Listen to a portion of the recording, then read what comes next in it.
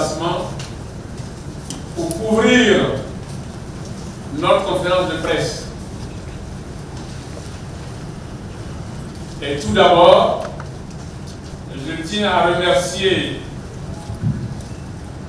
les ambassadeurs qui ont fait le déplacement, l'ambassade de France, l'ambassade de l'Union européenne, l'ambassade du Nigeria, la Chambre de commerce du Nigeria, la représentante du président Soro Guillaume, la ministre Bamba Lamine.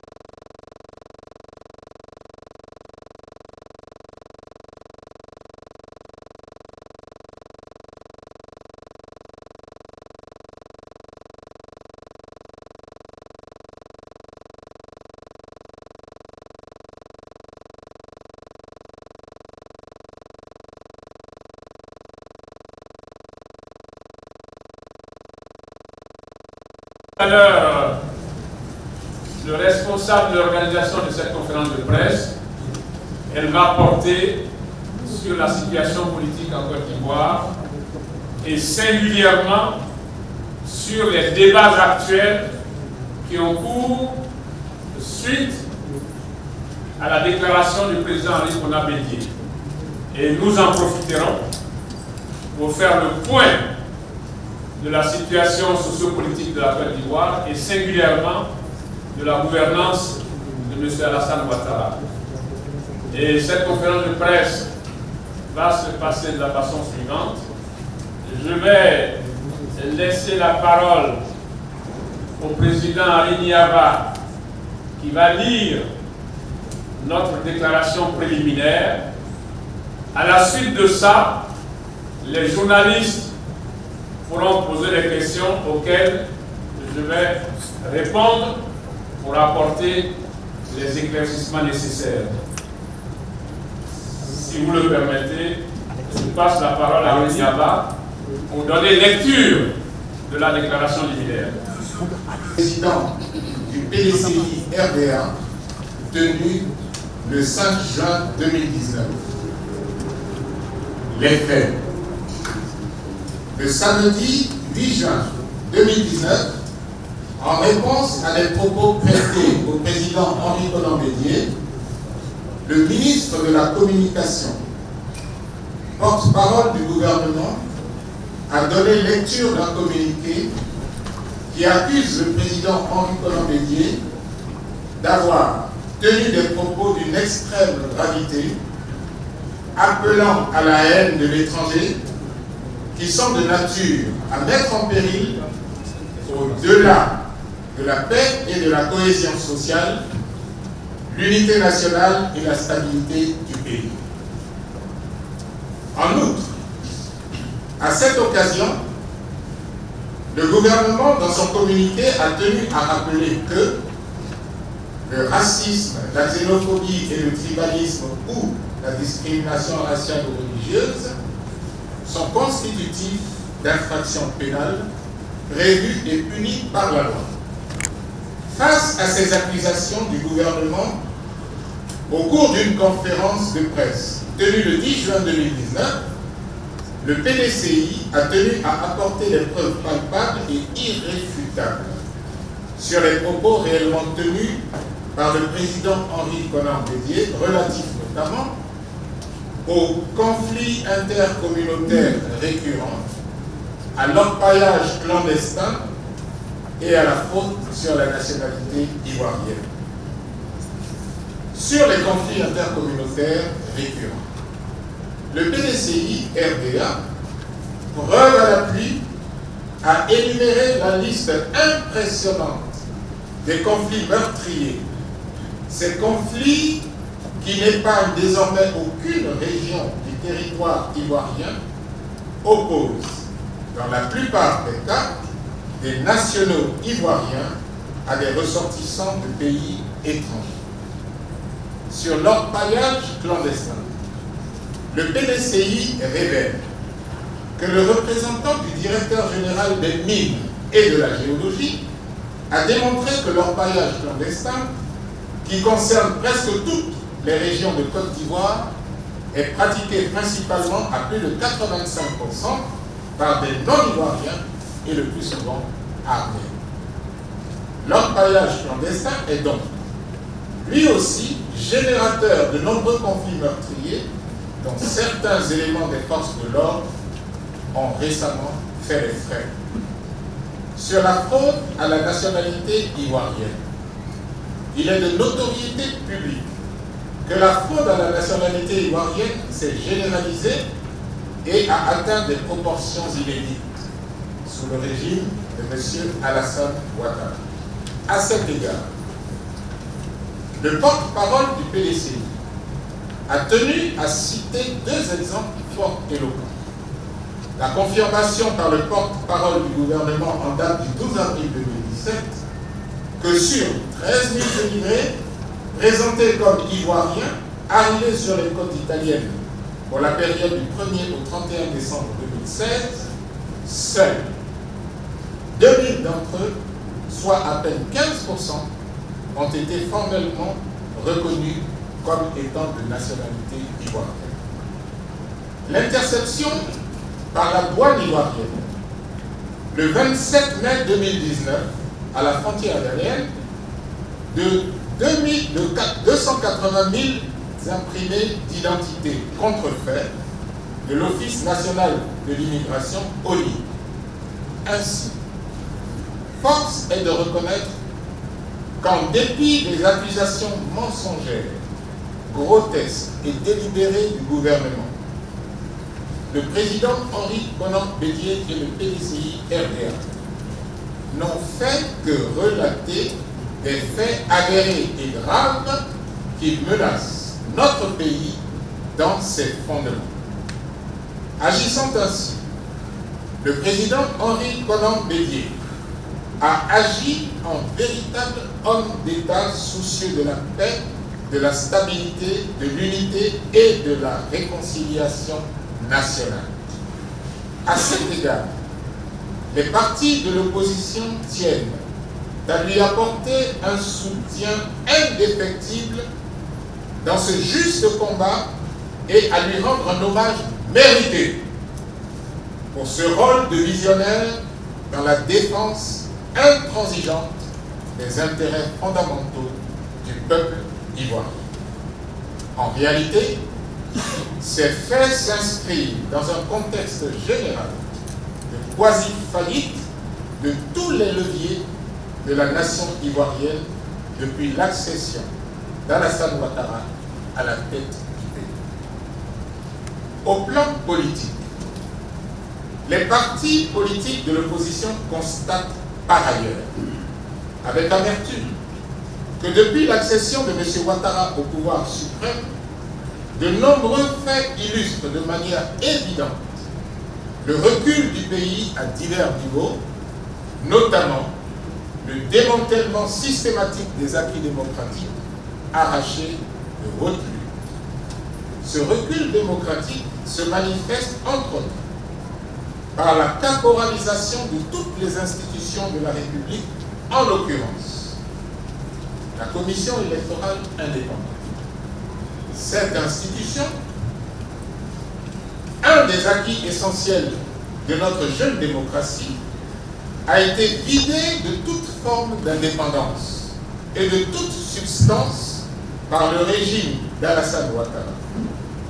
Par sa composition déséquilibrée et son fonctionnement partial, elle s'est totalement discréditée vis-à-vis des acteurs politiques, mais aussi de l'opinion nationale et internationale. C'est d'ailleurs à juste raison que le 18 novembre 2016, la Cour africaine des droits de l'homme et des peuples a vivement condamné l'éviction de l'exécutif ivoirien dans le fonctionnement de la commission électorale et ordonné à la Côte d'Ivoire de modifier la loi organique relative à cette institution. C'est pourquoi L'opposition ivoirienne a le devoir de mener avec esprit de suite son juste combat pour une commission électorale véritablement indépendante qui aura totalement en charge les futures élections en Côte d'Ivoire. Le Conseil constitutionnel, cette institution qui devrait en principe jouer le rôle de garante de l'état de droit dans les régimes démocratiques, est devenue, à l'instar de la CEI, une autre caisse de résonance des desiderata du pouvoir en place. Une Assemblée nationale aux ordres. L'Assemblée nationale de Côte d'Ivoire, quant à elle, a été transformée en une chambre d'enregistrement des volontés du pouvoir exécutif. Les conditions anachroniques et frauduleuses de l'élection récente de son président actuel en témoignent éloquemment. En témoigne également le spectacle ridicule, aussi ridicule qu'humiliant pour notre pays, auquel vient de s'adonner la délégation officielle de la Côte d'Ivoire lors de la 27e réunion de l'Assemblée parlementaire de la francophonie le vendredi 14 juin à Rabat, au Maroc. Des libertés individuelles. Le système judiciaire étant désormais aux ordres du pouvoir, l'on assiste à l'instauration d'un régime autoritaire, policier, autocratique, voire dictatorial, avec des arrestations arbitraires et des emprisonnements systématiques pour délits d'opinion, souvent opérés par des forces paramilitaires encagoulées.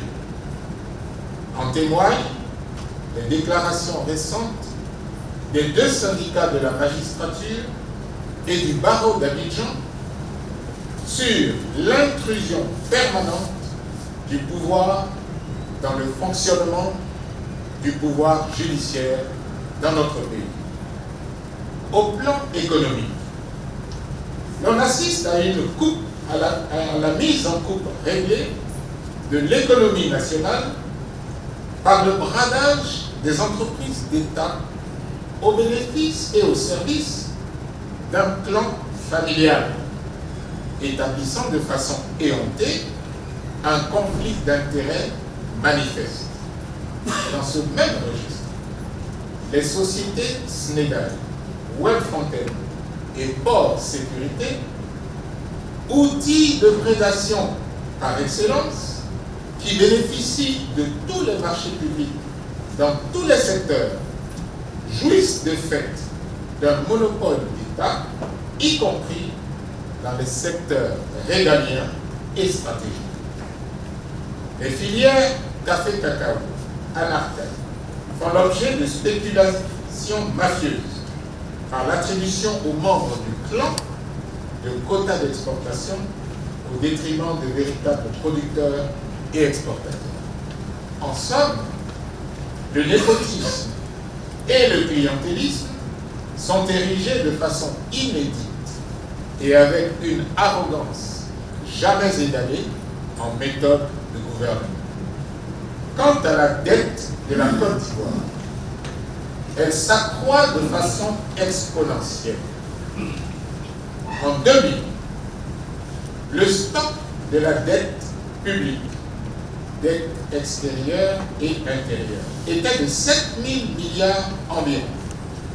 En 2012, suite à l'allègement obtenu au terme de l'initiative PPTE, cette dette est retombée à 4 680 milliards de francs CFA.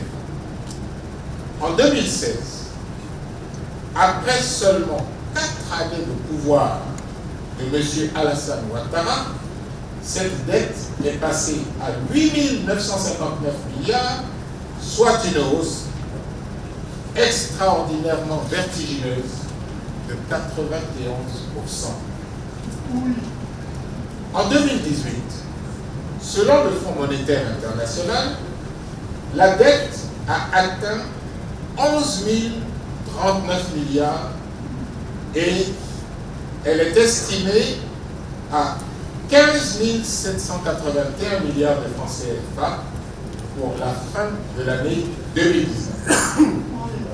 Cela se passe de tout commentaire.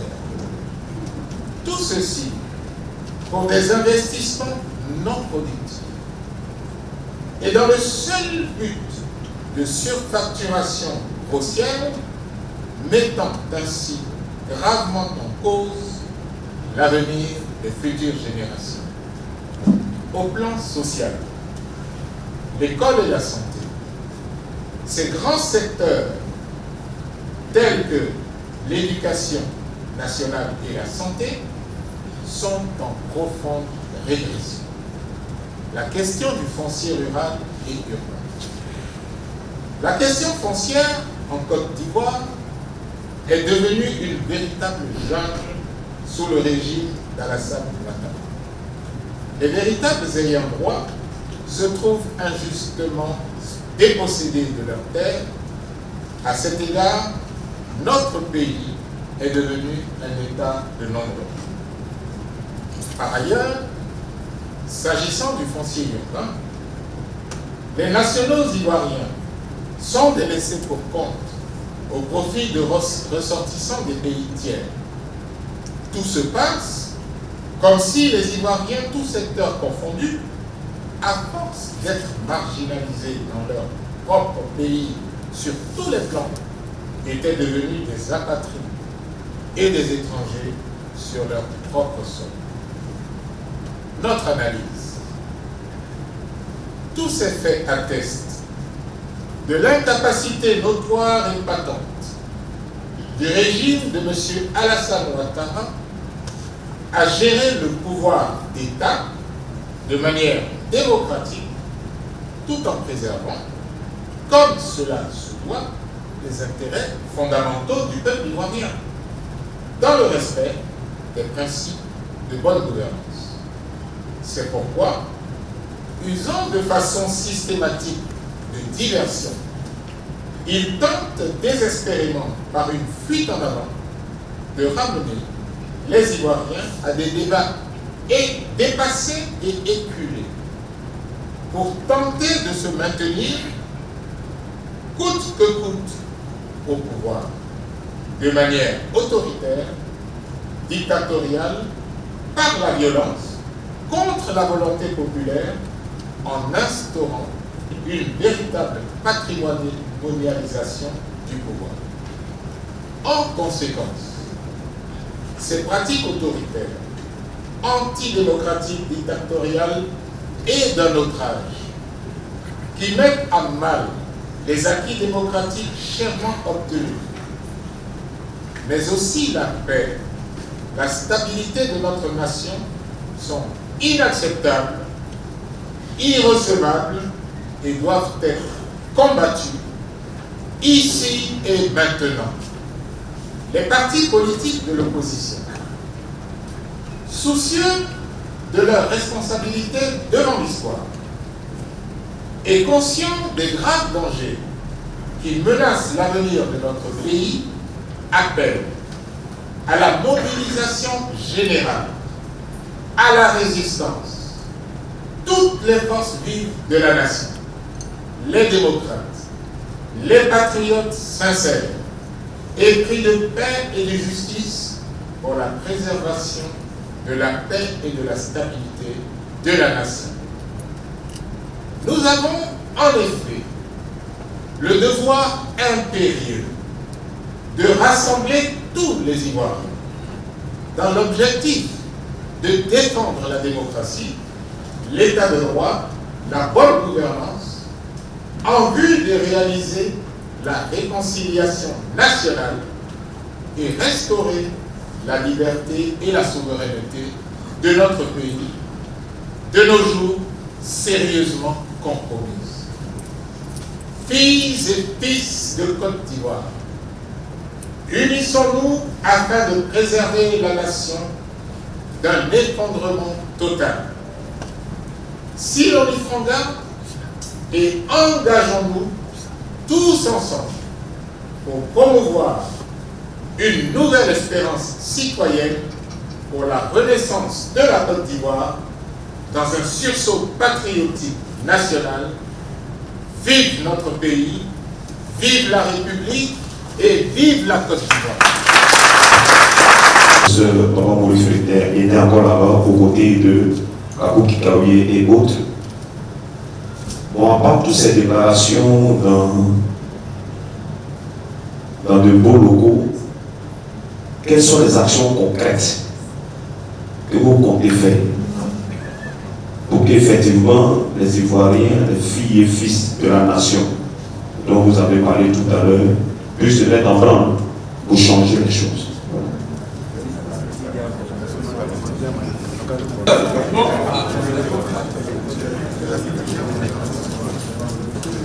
Anselme Colin, au Vajab Média. Je veux savoir, est-ce que c'est la dernière conférence de presse? C'est-à-dire, après cette conférence-là, est-ce que tout changera? Après cette conférence de presse. Merci. Je suis Djabel de La Voix Originale. Alors, nous sommes à 17 mois des élections. Le plus souvent, la question des étrangers est toujours présentée comme une question électorale. Alors, est-ce que cette question va se limiter seulement aux élections ou un jour les fils de Côte d'Ivoire vont s'asseoir avec les étrangers et traiter réellement ce problème? C'est ma première question. Alors, vous avez parlé d'union. Et le plus souvent, ce qu'on constate, c'est que quand les élections arrivent, vous partez tous en rang dispersé. Est-ce que l'opposition va cette fois s'unir et nous sortir une alternative valable? Merci. Tout à l'heure, dans votre conférence, vous avez évoqué l'humiliante scène qui s'est produite à Rabat au Maroc. Alors, nous savons tous que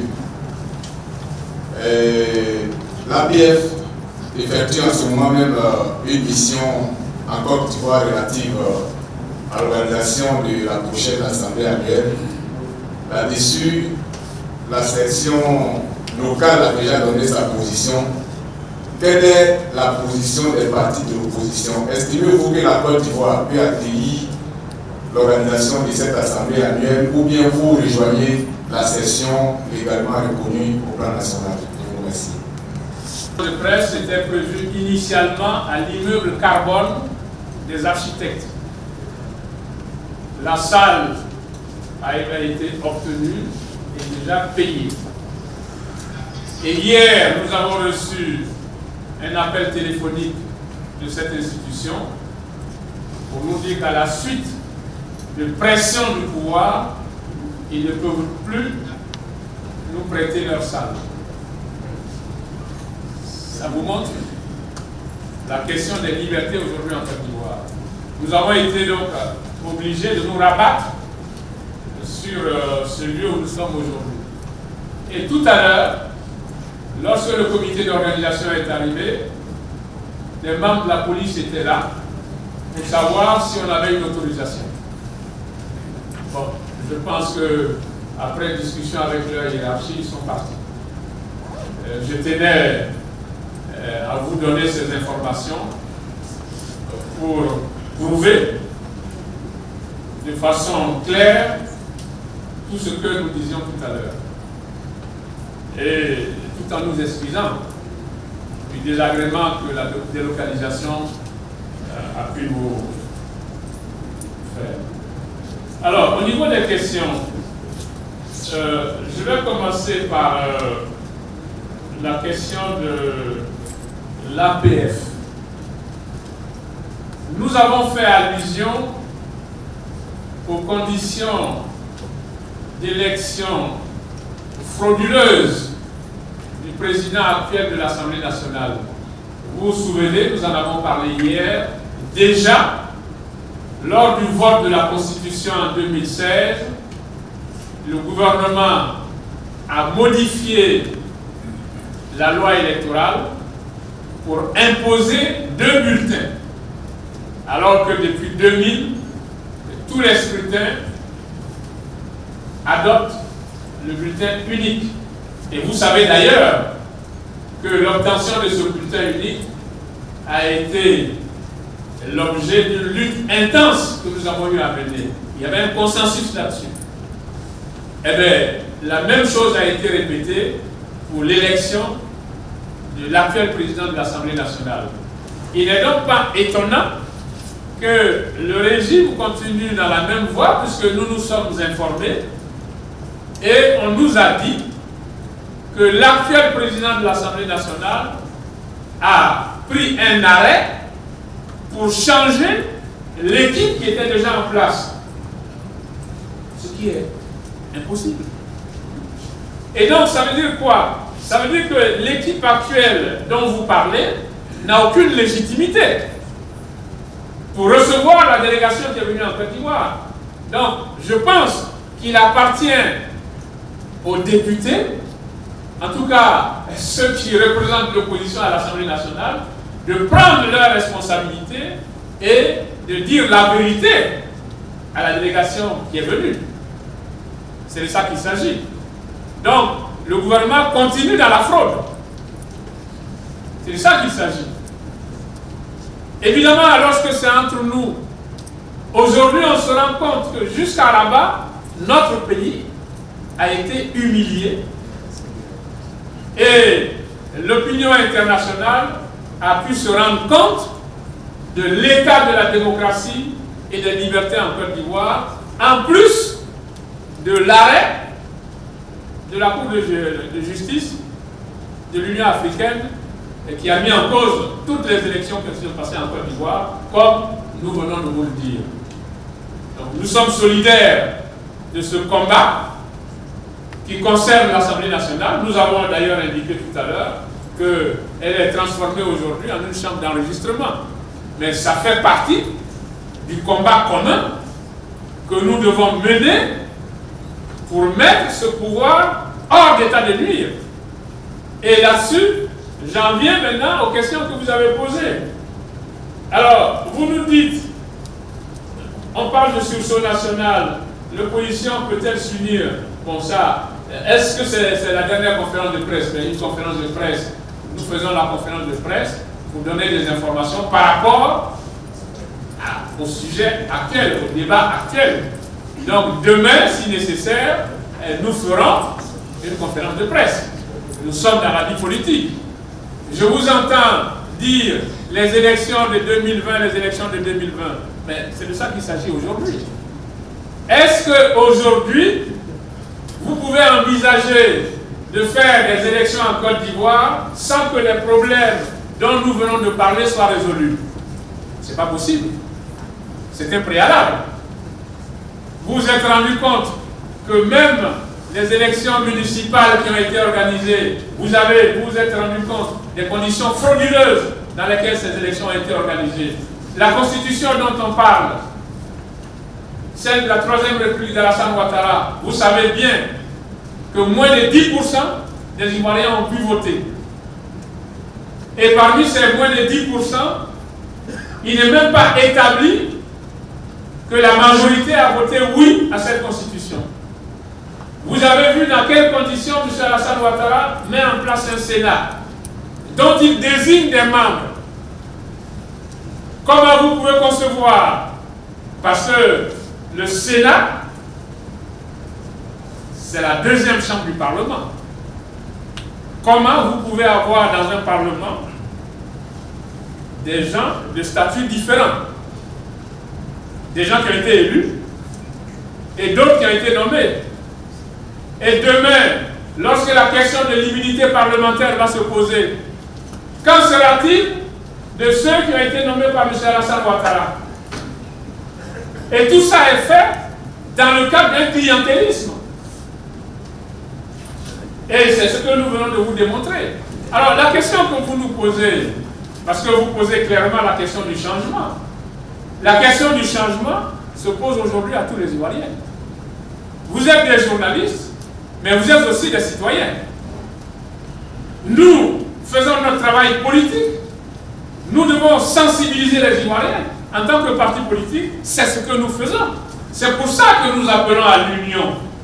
Parce que ce changement-là, pour que la Côte d'Ivoire devienne un pays démocratique, c'est ensemble que nous le ferons.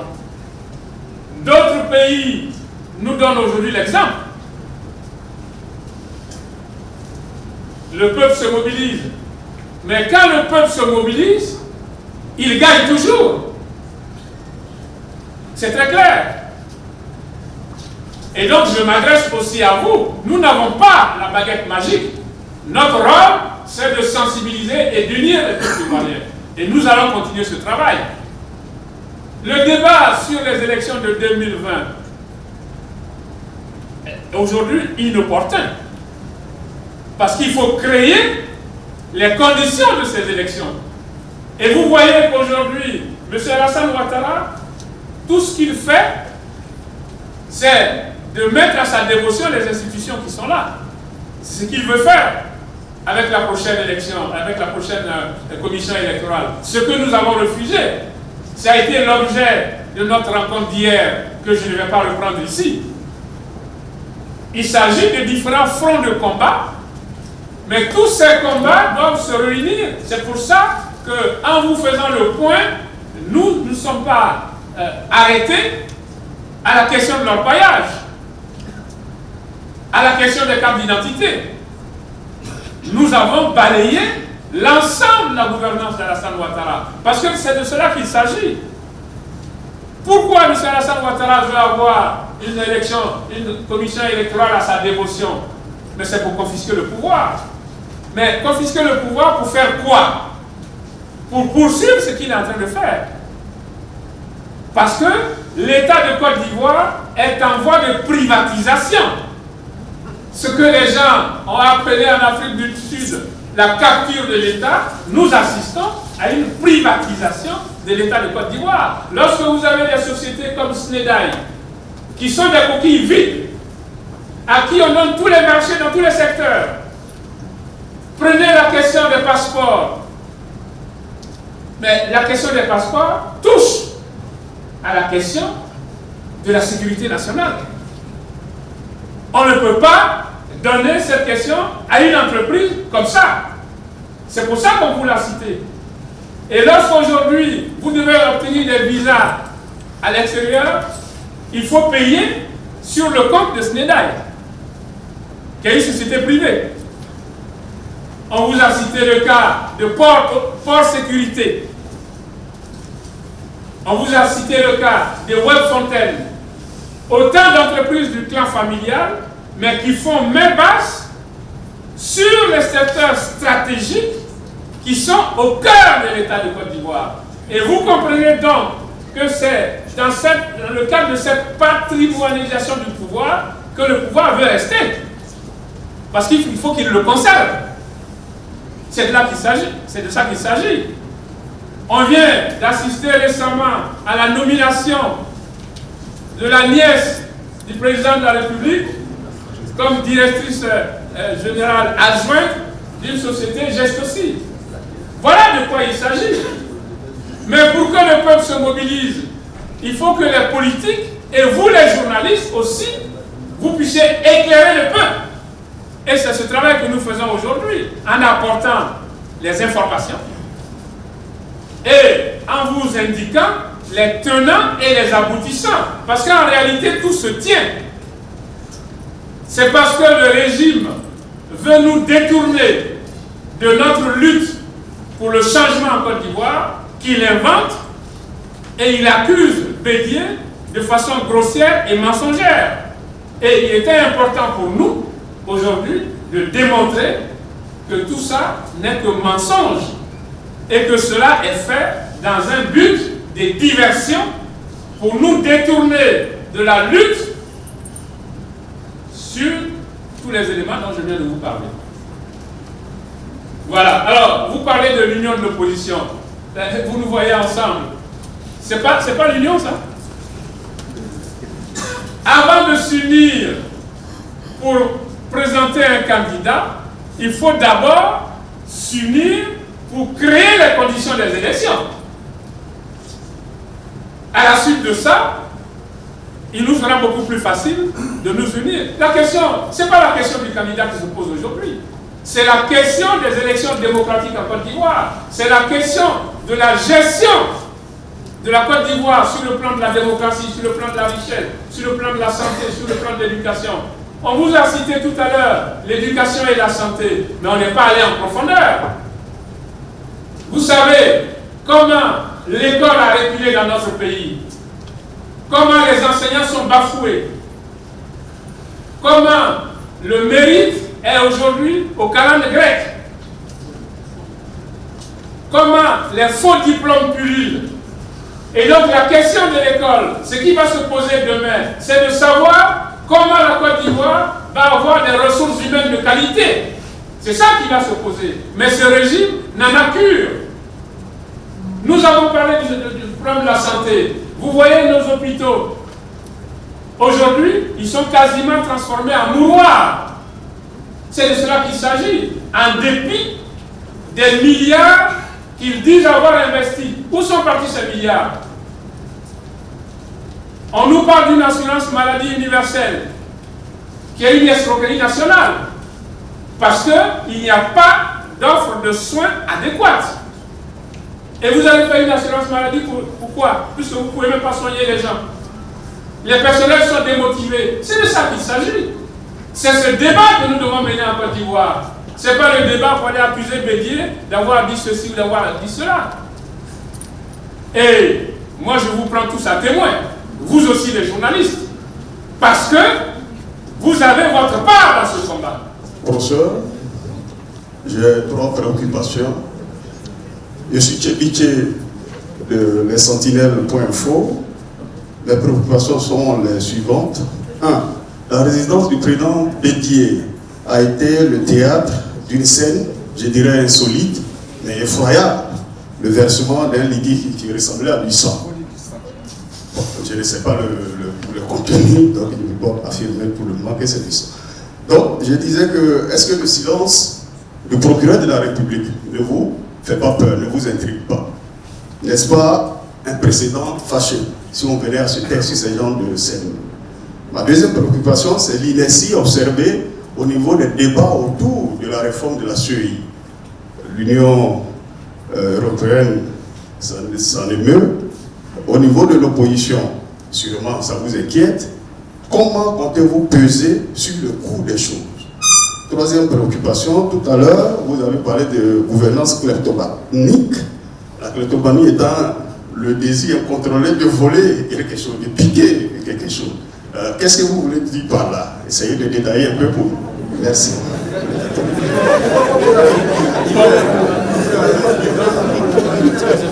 Je veux dire que ma simple présence ce jour ici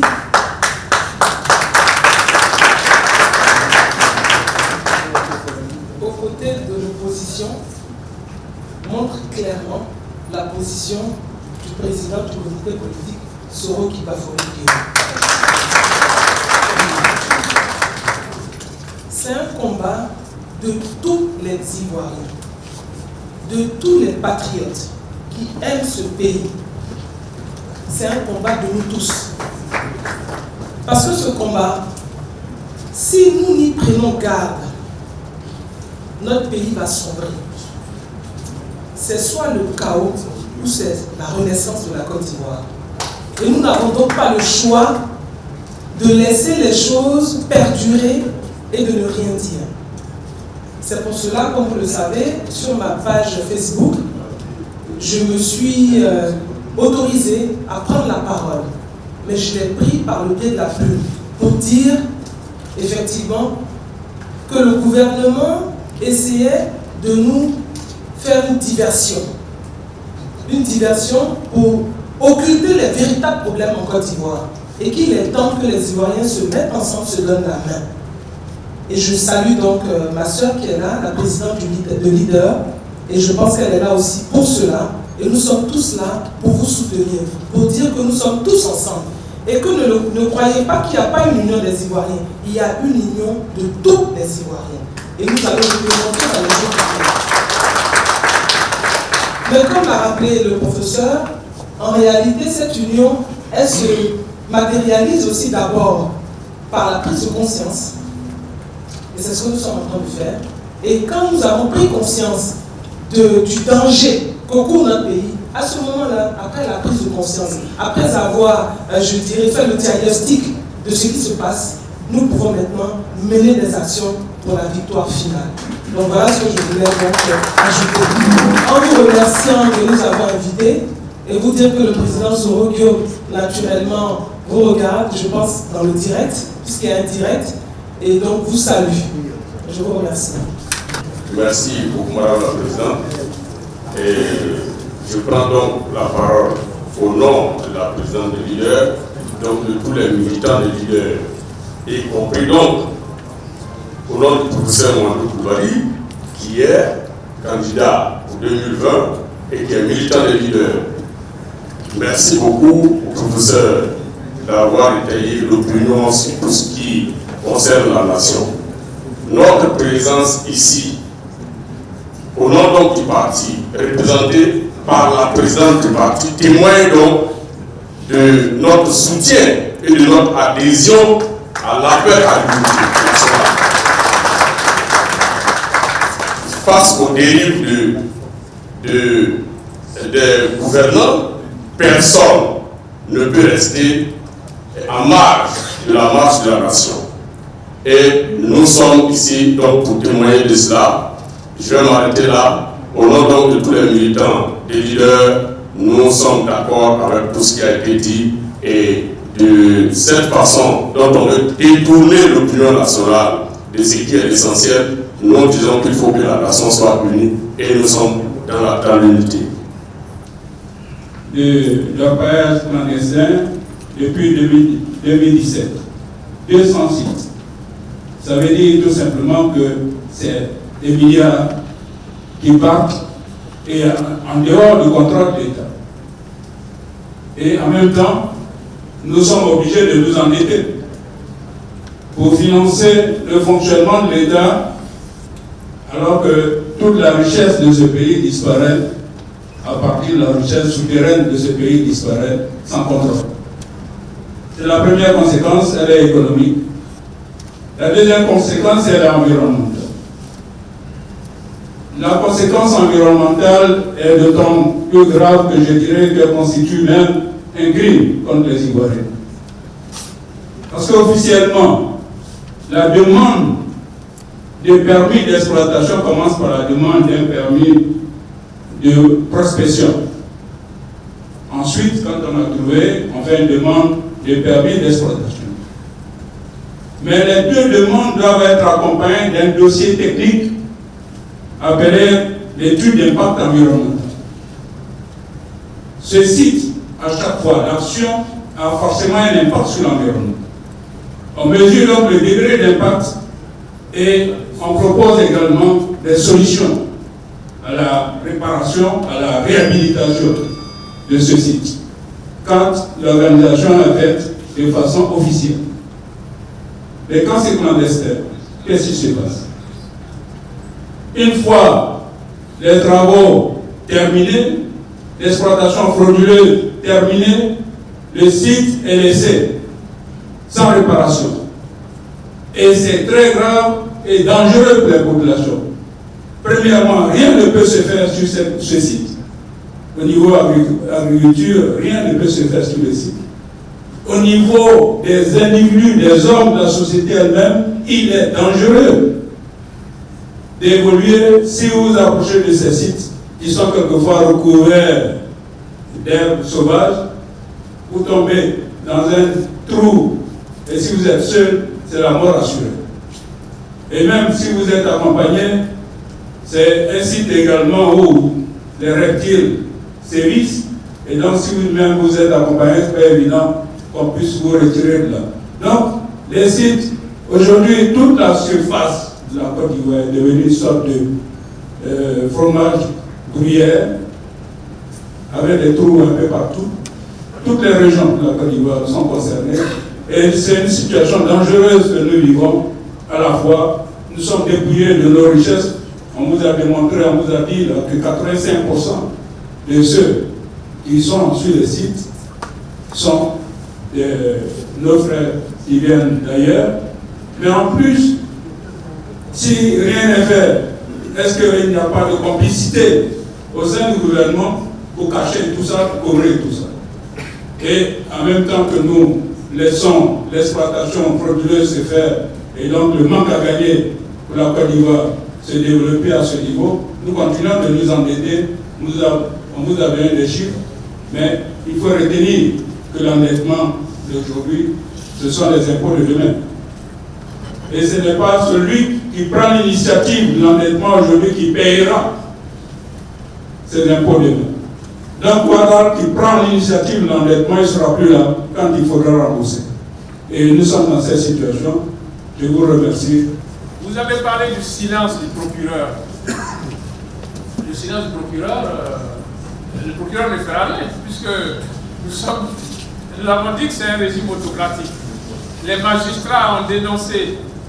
Nous avons vécu ici un député qui a été arrêté, qui a été condamné, malgré son immunité parlementaire. Mais tout ça, ça nous ramène à la lutte pour changer la situation. C'est de ça qu'il s'agit. Et tous ces exemples que vous donnez, ce sont des exemples de répression. Il y a quelqu'un qui disait ici tout à l'heure, comment vous allez faire? Est-ce que vous n'avez pas peur, etc. Écoutez, les luttes ont commencé en Côte d'Ivoire depuis longtemps. Le peuple est très fort quand il est uni et qu'il est conscient.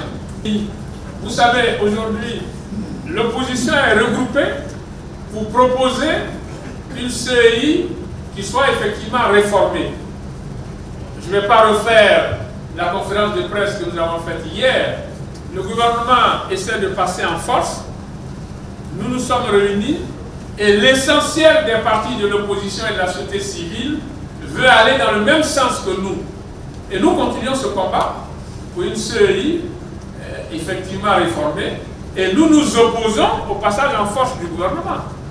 Et c'est ce que nous faisons. Ce que nous faisons aujourd'hui, c'est l'information, c'est la sensibilisation. Nous sommes réunis et je peux même vous dire que dans les jours qui viennent, nous avons une grande réunion avec la société civile.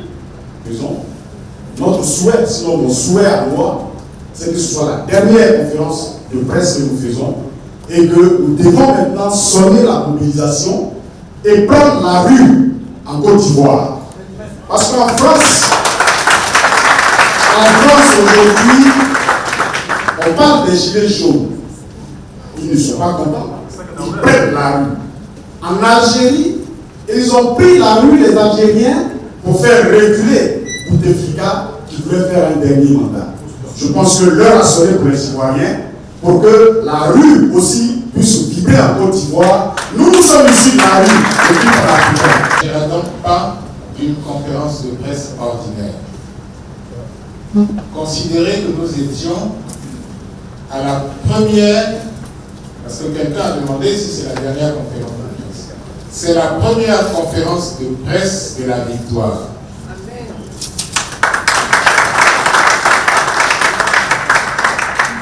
Pourquoi je m'exprime ainsi? Regardez bien. Le premier intervenant a dit quelles sont les actions que nous comptons mettre en œuvre. Le second a dit ne faut-il pas un sursaut national? Le troisième a dit est-ce que c'est la dernière conférence? Le quatrième a dit l'opposition peut-elle s'unir? Et quand vous voyez toutes ces questions, c'est que vous êtes plus pressés que nous. Vous êtes plus pressés que nous. Alors, vous et nous allons aller ensemble, comme cela est prévu, les jours et les semaines qui viennent à l'intérieur du pays, pour faire, comme quelqu'un le disait tout à l'heure, parce que ce message n'est pas destiné uniquement aux Abidjanais. La vraie Côte d'Ivoire, c'est celle de nos campagnes. La vraie Côte d'Ivoire, c'est celle des forêts qu'on est en train d'enlever aux communautés et qu'on vend aux Chinois, qu'on vend aux étrangers et dans lesquels on installe des étrangers qui arrivent par quart entier et à qui on donne des armes. Nos parents ne peuvent plus aller dans leurs plantations. On ira leur parler pour qu'on défie ces bandes armées qui sont dans nos forêts. Je termine en disant que quand nous parlons de mobilisation, non seulement nous ne devons pas considérer que la mobilisation c'est seulement à Abidjan, mais j'arrive, il y a 5 jours que j'arrive d'Italie, de France et d'Espagne. Je vous assure, les Ivoiriens de la diaspora sont fatigués d'attendre la mobilisation. Ils sont plus mobilisés que nous. Ils ont demandé qu'en arrivant ici, la plateforme annoncée par le président Bédié soit mise en place. Attendez-vous donc, dans les semaines qui viennent, les semaines immédiates, à ce que la Côte d'Ivoire soit transformée par l'engagement que nous allons prendre, et comme le disait mon prédécesseur, à régler nos comptes dans la rue. Merci. Et ce qui est curieux, c'est que ce soit sous le régime d'Alassane Ouattara. Voilà. Bon. On a donné tout à l'heure des exemples. La question de l'environnement, c'est comme tous les autres problèmes, la question de l'environnement n'est pas prise en charge en Côte d'Ivoire, puisque le régime est, préoccupé par autre chose. Donc ça fait partie des choses que le gouvernement devrait éclaircir. Mais nous ne sommes pas étonnés, ça fait partie de tout ce qui ne va pas en Côte d'Ivoire et qui nécessite notre mobilisation effective pour le changement. Voilà. En tout cas, c'était la dernière question. Je tiens, c'est bien ça, hein? Je tiens donc à remercier les ambassadeurs qui ont fait les déplacements. Je les ai cités tout à l'heure. La représentante du président Soro Diop, les représentants des partis frères, leaders, EDS et des autres partis. Et puis, tous nos camarades, tous nos militants, les journalistes qui ont fait le déplacement. Contrairement à ce que disait tout à l'heure Abel Napi, ça ne sera pas la dernière conférence de presse. Lorsqu'il y aura nécessité de vous informer, on fera ces conférences de presse, mais ça ne doit pas empêcher de manière concomitante, et c'est ça qu'il voulait dire, qu'on se mette à la mobilisation populaire. Parce que c'est le peuple ivoirien qui doit se mobiliser. Je vous remercie.